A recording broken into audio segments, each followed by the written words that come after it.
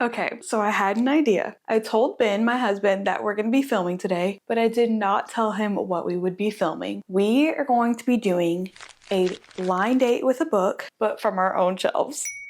I am so excited. Basically, a blind date with a book is a wrapped book with clues as to what the book's contents are about. So you get an idea of the vibe of the book without reading the back, knowing the title, knowing who the author is. And I thought it'd be extra fun if we both picked a couple options off of our separate shelves and wrapped them up for each other. This could be a disaster because my husband reads a lot of horror and I'm kind of nervous. I feel like he's gonna pick 3 horror books as my options, but that's okay because I'm gonna give him some romance options. Okay, like I mentioned, he has no idea what this video is about, but before I go get him, I just wanted to introduce myself and say, hi, I'm Meg. Welcome to Good Bookery. If you like cozy book content, chaotic, bookish couple content, TBR sabotages, anything in the world of books, you are absolutely in the right place. I am so glad you're here. And if you wouldn't mind, go ahead and hit that subscribe button. All right, enough of that. Let's go get my husband. Okay, gotta go find him. Hey, Ben. Okay. We're ready for you. Are you excited? I'm a little nervous, actually. I don't know what's happening. Okay. Okay. That was like a really awkward way to sit, but very pregnant. Wait, I think I need to adjust the camera. It's a little... Oh my God. Did you get that? Yeah. Should you put your mic against my back and see if like we can get like the chiropractic back crack? Oh God, come on. Back crack ASMR. Oh God, okay. Now that our spines are aligned. I actually think I might have messed something up. I'm not gonna lie. I did it too hard. Okay, gosh. Okay. So I had an idea for our video today. Okay. I think it sounds fun. You might not. So what we're gonna be doing is a blind date with a book from our own shelves. So we'll each pick out 3 books that we want each other to read. Okay. Wrap them up. Okay. Write clues on the cover. Okay. And then we'll each choose 1 book out of the 3 options. Oh, that's fun. Okay, sure. We have to... I'm not good at rapping. Oh my God. That sounds fun. Let's do it. Okay, cool. Okay. Wish I had the books from my office in here. Okay.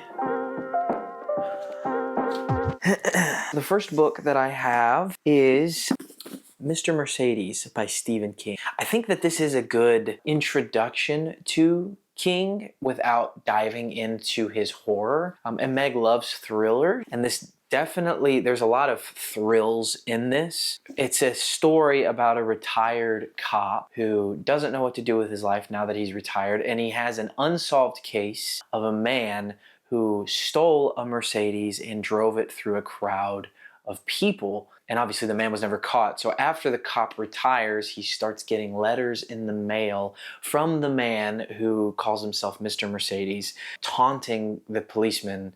It's a really thrilling read. I remember reading it a couple years ago and I couldn't put it down. So I think she's gonna like it because I think it's a thriller that kind of bleeds a little bit into horror, but not so much that it's overwhelming. So I think if she picked this, she would really enjoy it. The second book that I picked off my shelf is The Cuckoo's Calling by Robert Galbraith, which is the pseudonym that J.K. Rowling used to write the Strike novels. This is the first of the Strike novels. I read it this year. I went to London last June. While I was there, sorry that this might make some of you cringe a little bit, I actually read the last book in the Strike, the most recent release called The Running Grave. It was a new release at the time, and I picked it up in the airport on the flight back because it was set in London and I was gonna miss London, and I loved it. I loved the characters. I loved the story in the last one, so that made me go back and start reading through all of them. So this is the first one. It's a murder mystery. It's very witty, if that makes sense. Like, witty not so much as the characters, but witty in the plot. I didn't see the ending coming until I was right at the reveal, which is always exciting because I always feel like I know who it is and what's going to happen halfway through the book. But this one, I didn't know what was going to happen until I got to the end, which is great for a murder mystery. The third book that I picked that I'm contemplating is a book I read last year called Stardust by Neil Gaiman. It's a little fantasy. It's so charming. It's a good blend of classic fairy tale with modern characters. Like, the plot devices and the characters of the book feel very classical in their like composition, but their personality is so modern. The story is really good, so I really enjoyed this, and it's a short little read. She could read it in a day or two. And then the last book, I don't think she's gonna pick this, but it's one of my favorite books, if not like the intro to my favorite series of all time, Fellowship of the Ring by J.R. Tolkien. I love these books. We have them on Audible too, so I know that if she does pick this book, she can listen to it, which I know she likes audiobooks. But this is just the introduction to, I think, the greatest trilogy, although it's not technically a trilogy, of all time. If you are unfamiliar with The Lord of the Rings, with the Fellowship of the Ring, it's about a hobbit, which a hobbit is a humanoid type fantasy species, and this little hobbit, who is on the backwoods of nowhere in the middle of Middle Earth, finds what is essentially an atomic bomb, and he has to go destroy it. Epic fantasy, very near and dear to my heart. So I don't think she's gonna pick this, but I'm gonna try to make it sound as appealing as possible. Okay, I think before I look at my bookshelf, I gotta check out my TBR cart. So part of me wants to choose a book off of here because I think it would just be fun, but I'm kind of conflicted because I want him to read a book that I have already read so we can talk about it together. So I may not end up choosing one off of here, but I still have to consider all the options. As I am looking through these options, there are only 3 of these books that I would consider. One of them, Caraval. One of them, Six of Crows. And then the other that I might consider is Anne of Green Gables. Could you imagine my husband reading this? I actually think he would love it because it is just the sweetest story. But I think I might save this for a different video. These are both Anne of Green Gable. I have 2 copies because I'm obsessed with this book. And I think I might save it for a different video where I convince him to read my favorite book, which is obviously Anne of Green Gables. So let's just leave that one out of the running for now. So Six of Crows and Caraval are both options because these are books I really want to read, and maybe we could buddy read these together. So I'll hold on to these as maybe options. And now let's go check out my bookshelf. This is a lot harder than I thought it was going to be. Okay, I'm learning a lot about myself through this, and that is I'm indecisive and I have way too many options over here for my husband to choose from. So let me quickly walk you through what I'm thinking. I will lump all of these together. These 3, one second. These 3, because they are all by Riley Sager.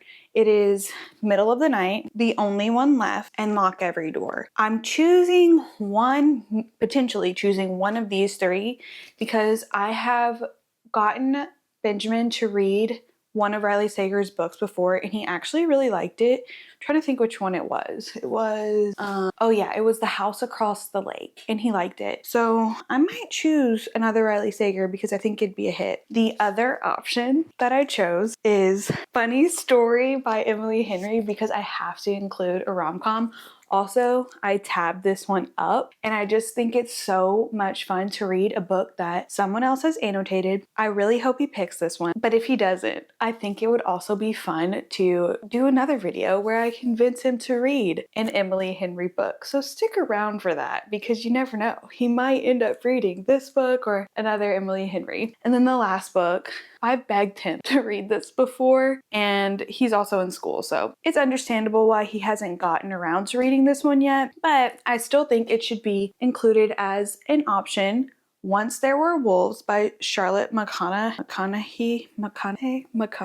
I don't know. Once There Were Wolves. This is like an environmental literary fiction, but both my husband and I have a fascination with wolves in general. Our son's middle name is Wolf. I think he would love this book because it is beautifully written. It is so impactful. There's just something about this book that is a mix of like thriller with literary fiction that it really is unputdownable. Plus, it's pretty tiny, so he could fly through this easily. Those are my options. I feel pretty good about those. I need to go narrow it down and wrap these up and then show these to Benjamin. I sat on my books. Pregnant lady. Yeah, there it is. You Let's restart. Yeah. We picked out our books. We wrapped them. Yep. We wrote clues on the front. Okay. Like this. And now it's time to choose. Okay. Who goes first? Okay, I'll let you go. Oh, you're so generous. Yeah. Okay. And I think we should open them all at the end. Like we should reveal all the options and see what you missed out on. But you're not allowed to change them. No. Okay, no. yeah. No changing. That sounds fun. Okay, let's see here. Okay. Okay, here we go. A just dumped librarian and a grumpy new roommate. Fake dating wasn't part of the plan, but neither was falling for the wrong person. Nick Miller energy, okay, but with slightly better life choices. Slightly. I like that. I love Nick Miller. A new beginning in a place that doesn't want you there. Okay. A woman running from her past, trying to heal both herself and the land. For readers who like their fiction lyrical with a bit of suspense, and a cold town, colder people, and secrets buried deep. This one stands out already. And the last one, what if the thing that haunts you never actually left? I'm intrigued. Okay. Are we talking about a literal haunting? Are we talking about a figurative haunting? A childhood sleepover, a missing boy, and a neighborhood that's never forgotten. For fans of twisty thrillers and unreliable narrators. Okay, it's definitely between these two. The Nick Miller energy didn't sell you. I mean, that was my only shot at even getting you to choose this one. I was like, what does he like? And it is accurate. It is Nick Miller. It is. I believe you. Yeah, it just wasn't enough. It just wasn't enough. I don't know. I think I'm going to go with a missing boy and a neighborhood. I'm like sweating. I feel like pressure. I kind of love unreliable narrators. I'm going to go with this one. All right. Let's see what you pick. Should we open it now or should we wait? I think you should open it now while... Okay. So this is the book that I picked. What if the thing that haunts you never actually left? You already know what it is? Middle of the Night by Riley Sager. Oh. What have I read by Riley Sager? So, I'm going to wait till that's done crumpling. That's fair. So, I convinced you to read The House Across the Lake. Yes. And you liked it. I did enjoy it. So this is going to be great. Yes. All right. Okay. All right. Woo. Win. Okay. Okay. Here's yours. Okay. A world where fallen stars speak. Witches bargain for youth. A young love journey. Ideal for dreamers, romantics, and those who love fairy tales. Okay. This sounds so like you. Mm-hmm. Like the fallen stars, but also I don't think I've ever seen whatever this is on your shelf. Maybe not. Who knows? What could this be? I never, I don't know what those other two books are that you wrapped. Even though I've looked at your bookshelf so many times, I have no clue. All right. Yeah. Well, this is already so interesting. Step into the smoky alleys of London and the glossy world of the rich and reckless. Classic detective mystery with witty dialogue, complex characters, and twists that keep you guessing. Ooh, that kind of sounds like, I mean, not thriller, but like, like mystery, and you're reading a thriller. That could be fun. Okay. A retired cop. A letter from a killer. Why did I get so I don't know. Why are you the killer? What happened there? My God, did you write the letter? Jesus. You just got...